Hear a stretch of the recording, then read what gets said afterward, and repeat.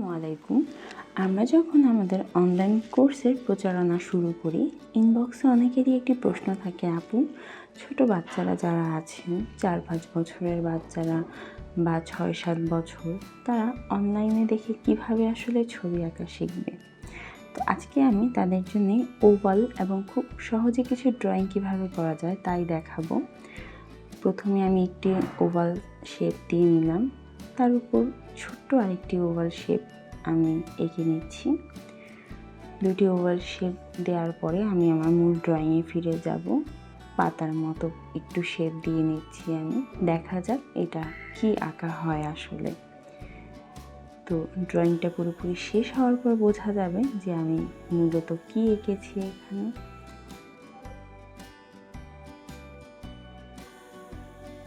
ড্রয়িংটা শেষ হওয়ার পর দেখা যাচ্ছে এটা একটা তাল হয়ে গিয়েছে। ছোট বাচ্চাদের স্কুলে তাল অনেক সময় পরীক্ষায় আসে বা প্রয়োজন হয়। এবার আরেকটি ওভাল শেপ দিয়ে নিচ্ছি। সেম একই প্রসেসে আমি আবার ড্রয়িং করে নিচ্ছি। দেখি এটা ড্রয়িং শেষ হলে কি তৈরি হয়।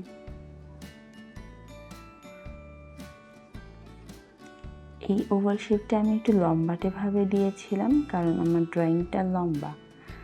এতটুকু শেষ হয়েছে, এতটুকুতে কিছু বোঝা যাচ্ছে না আসলে, ওপরের অংশটুকু দিলে বোঝা যাবে হয়তো বা। এটা একটা ডাবের শেপ হয়ে গেল, বা আমি একটা ডাব ড্রয়িং করার চেষ্টা করলাম ছোট বাচ্চাদের জন্য খুব ইজিলি কিভাবে ডাব আঁকা যায়। আমার খাতা আরেকটু স্পেস আছে, আমি এই স্পেসে একটা ড্রয়িং করছি আরেকটি ওভাল শেপ দিয়ে। এই ওভাল শেপটা আমি তালে ওভাল শেপ যেভাবে দিয়েছিলাম সেম প্রসেসে দিয়েছি। দিয়ে এখানে উপরে একটু অংশে ছোট্ট করে ড্রয়িং করে নিচ্ছি। ড্রয়িং শেষ হলে বোঝা যাবে যে এটা আমি আসলে কি এঁকেছি। এটা পাতার মতো অংশ চাইলে দিয়ে নিতে পারেন। এটা শেষ হওয়ার পরে আমি আউটলাইনটা একটু ডার্ক করে দিব, তাহলে আমার ড্রয়িংটি শেষ হয়ে যাবে। এটা একটি টমেটো হয়ে গেল। এবার এগুলো প্রত্যেকটা রং করার পালা। প্রত্যেকটা কালার আমি বলে বলে দিচ্ছি। প্রথমে আমি ডার্ক একটা গ্রিন কালার নিয়েছি। ডার্ক গ্রিন ঠিক না, এটা ডার্ক লেমন টাইপের একটা কালার, বা টিয়া রং বলতে আমরা যেটাকে বুঝি। টিয়া রং দিয়ে প্রথমে উপরের অংশটুকুতে যেখানে যেখানে প্রয়োজন রং দিয়ে নিয়েছি। তারপর হালকা রংটা ব্যবহার করেছি, সেম কালারের হালকা শেডটা।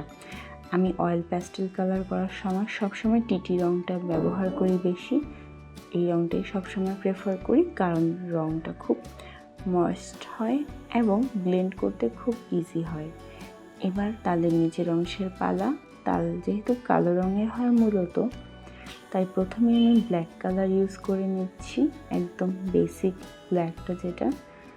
এটা যতটুকু অংশে প্রয়োজন আমি অতটুকু অংশে এই ব্ল্যাকটা দিয়ে নিচ্ছি। এই ব্ল্যাকটা দেওয়া শেষ হলে আমি আমার রং চেঞ্জ করব কালারের। এবার ডার্ক ব্রাউন কালার যেটা আছে, ডার্ক ব্রাউন কালারটা আমি দিয়ে নিচ্ছি, এবং কালারটা দিতে হবে এমনভাবে যেন ব্লেন্ডিংটা খুব পারফেক্ট হয়। অর্থাৎ কালারে ব্লেন্ড করাটা খুব ইম্পর্টেন্ট। যদি ব্লেন্ডিং ভালো না হয় এবং রং উঠানো উঠানো থাকে, ব্যাপারটা দেখতে খুব বেশি একটা ভালো দেখায় না। নিচে অল্প একটু অংশ বাকি রেখেছি, ব্রাউনেরই একটা লাইট শেড আছে, সেটা আমি ব্যবহার করব।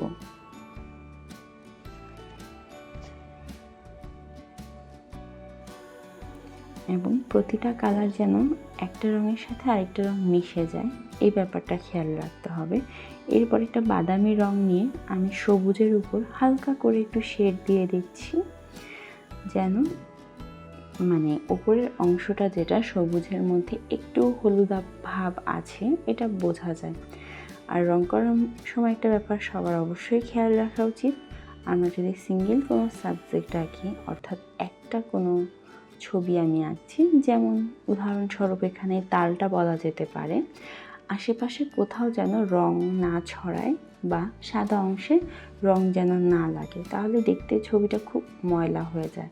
অর্থাৎ সবসময় পরিষ্কার রাখতে হবে ছবি আঁকার সময়। এরপর ডাবটা রং করব।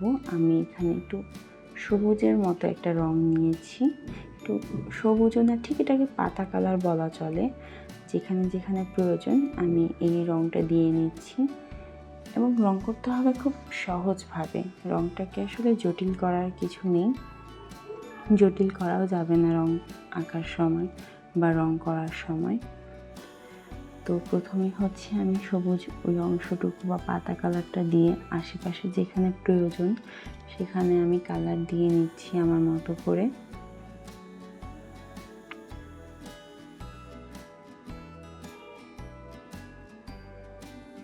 এটা শেষ হলে এরপরে আমাদের যে গাঢ় টিয়া রংটা ছিল, যেটা আমরা প্রথমে তালে ব্যবহার করেছিলাম, সেটা দিয়ে নিব এবং অন্য কোথাও দিব না। যেখানে আমি হচ্ছে সবুজ রংটা শেষ করেছি সেখান থেকে গাঢ় টিয়া রংটা দেওয়া শুরু করব। তার ফলে হবে কি, রংটা খুব ভালো মতো ব্লেন্ড করা সম্ভব হবে। এবং রং করার সময় রংটা যদি বড় কোনো জায়গায় আমি রং করছি, তখন রংটাকে হাত দিয়ে ঘুরিয়ে ঘুরিয়ে ব্লেন্ড করতে হবে, ঠিক যেভাবে এখন আমি করছি। এবং আরও কিছু সাদা জায়গা রেখেছি। আমি এখানে একটু লাইট ব্যাপার আনার জন্য আমি লাইট যে লেমন কালারটা আছে সেটা দিয়ে দিচ্ছি। বেশ, আমার ডাবা রং আঁকা ছিল সেটা রং করা হয়ে গেল।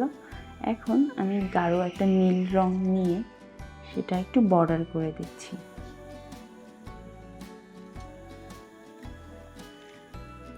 তো এই বর্ডারটা দেওয়া শেষ হলে একটু ডাবের উপরের অংশ যেটা আছে কিছুটা প্রমিনেন্ট বোঝা যাবে, দেখতেও ভালো লাগবে। আমি একটু সাইড দিয়ে নীল দিয়ে দিলাম একটু ডার্ক ব্যাপার আনার জন্য। সেটাকে আবার আমি গ্রিন কালার দিয়ে প্রমিনেন্ট করে দিচ্ছি বা জিনিসটাকে ব্লেন্ড করে দিচ্ছি। ব্যাস, আমার ডাব এবং তাল দুটোই রং করা হয়ে গেল। দুটোই দেখতে খুব সুন্দর লাগছে আমার কাছে। ছবি আঁকা আসলে নিজের কাছে যদি সুন্দর হয় তাহলে সেটা অবশ্যই সুন্দর একটা বিষয়। আমার ছবি আঁকা কে কী বললো, কীভাবে আঁকলাম সেটা মুখ্য বিষয় নয়। চলে যাচ্ছি টমেটোর রঙে। টমেটোতে প্রথমে আমি ওই সেম পাতা সবুজ যেই রঙটা ছিল সেটা ব্যবহার করে নিচ্ছি। সেটার পরে আমি হালকা টিয়ে রঙটা দিয়ে নিচ্ছি একটু ব্লেন্ড করে, যেন লাইট শেডের একটা ব্যাপার আসে বা গাঢ় থেকে রঙটা যে হালকা হয়েছে সেই ব্যাপারটা বোঝা যায়। টমেটো যেহেতু লাল, আমি প্রথমে গাঢ় লাল রঙটা নিয়েছি, নিয়ে আমার প্রয়োজন অনুযায়ী যেখানে যেখানে প্রয়োজন আমি সেখানে দিচ্ছি। তোমরা যারা আমার ভিডিও দেখে প্র্যাকটিস করবে অবশ্যই একটু পজ দিয়ে দিয়ে কালারগুলো করবে, দেখবে খুব সুন্দর হয়েছে। অর্থাৎ যেখানে যেই রঙটা প্রয়োজন সেখানে প্রয়োজন অনুযায়ী সেই রঙটা দিলে রঙটা শেষ হওয়ার পর খুব দারুণ লাগে দেখতে। এরপর হালকা লাল রঙটা নিয়েছি আমি। আর কালার শেডের বক্স যেটা ইউজ করলে চেষ্টা করবে অ্যাটলিস্ট 36 কালার ইউজ করার জন্য, তাহলে সেখানে মোটামুটি অনেকগুলো শেড পাওয়া যায়। এরপর একটু কমলা রং ব্যবহার করছি লাইট শেডটা আনার জন্য টমেটোর মধ্যে। কমলা রংটা যেখানে প্রয়োজন করে নিচ্ছি। একটু কিছু কিছু জায়গায় আমি সাদা রেখে দিয়েছি, সেখানে পরিশেষে আমি একটা কাজ করব। এবার হলুদ একটা রং নিয়েছি, যেখানে সাদা রেখেছিলাম সেখানে একটু একটু হলুদ করে দিচ্ছি, যেন লাইট পড়লে টমেটোতে যে ব্যাপারটা লক্ষ্য করা যায় সেটা দেখা যাবে। এরপর আমার মনে হলো যে টমেটোটা ঠিক মতো লাল হয়নি, তাই আরও কিছু জায়গায় আমি গাঢ় লালটা নিয়ে একটু দিয়ে দিচ্ছি। যেহেতু টমেটো খুব লাল টকটকে একটা জিনিস, সেটাকে সুন্দর করে করলে দেখতেও ভালো দেখা যায়। আমার টমেটো রং করাও শেষ হয়ে গেল। আজকে এই পর্যন্তই। ভালো থাকো সবাই। আল্লাহ হাফেজ।